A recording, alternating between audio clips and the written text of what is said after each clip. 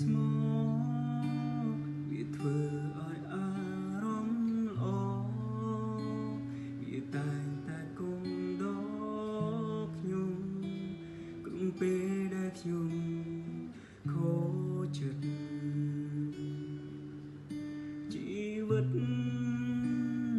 ជួបតែរឿងឈឺផ្សា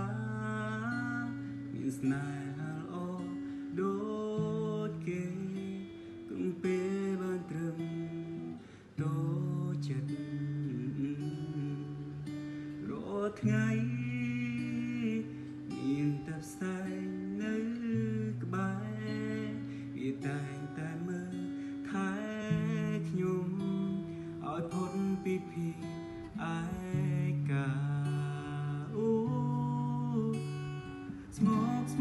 មោករាល់ថ្ងៃព្រោះគ្មានស្រីបុណ្យដាដូចគេជីវិតខ្ញុំឯកាម្លេងទេព្រះអើយភើបព្រោះឈឺសា